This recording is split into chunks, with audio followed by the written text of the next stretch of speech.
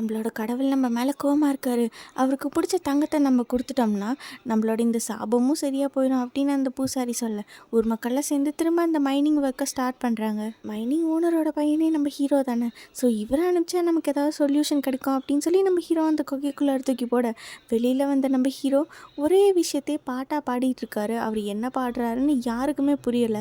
அப்படி அந்த குகைக்குள்ளார என்னதான் இருக்கு அப்படின்னு சொல்லி பார்க்கறதுக்காக எல்லாரும் உள்ள போக, அப்பதான் அந்த பாட்டிமா வந்து சொல்றாங்க, ரொம்ப வருஷத்துக்கு முன்னாடி நம்ம ஹீரோவோட அப்பா அம்மா தான் இந்த ஊர் தலைவராக இருந்திருப்பாங்க.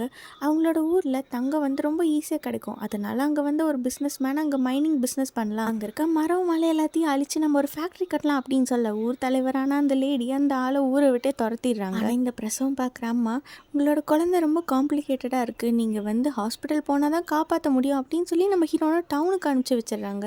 அங்கே போய் அவங்களுக்கு குழந்த பிறக்கிற நேரம் அந்த பிஸ்னஸ் மேன் ஊர் மக்கள் எல்லாத்தையுமே ஏமாற்றி அவங்களோட நிலம் சொத்துன்னு எல்லாத்தையுமே வாங்கிடுறாங்க. குழந்த பிறந்ததும் இந்த அம்மா ஊருக்கு வந்து பார்த்தா ஊர் மொத்தமும் நாசமாய் கிடக்குது. இதுக்கு தன்னோட ஹஸ்பண்டும் அவங்களுக்கு ஹெல்ப் பண்ணியிருக்காங்க அப்படின்னு தெரிஞ்சதும் அவங்களோட ஆர்கியூமெண்ட் பண்ணிகிட்டு இருக்க நேரத்தில் அந்த மைனிங்லேயே அவங்க தவறுதெல்லாம் கீழே விழுந்து இறந்து போயிடுறாங்க. நம்ம ஒய்ஃப் சொன்னது கரெக்டாக, நம்ம பேராசைப்படக்கூடாது அப்படின்னு சொல்லிட்டு நம்ம ஹீரோவோட அப்பா ஹீரோவை தூக்கிட்டு அந்த ஊரை விட்டே போயிடுறாரு.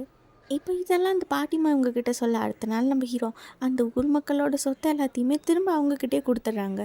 ஸோ அதனால் எல்லாரும் திரும்ப மரம் நடுவாங்க அப்படின்னு பார்த்தா, எல்லாருமே தங்கத்துக்கு ஆசைப்பட்டு என்னோட நிலத்துல தங்கம் இருக்கும் அப்படின்னு சொல்லி தோண்ட ஆரம்பிக்கிறாங்க.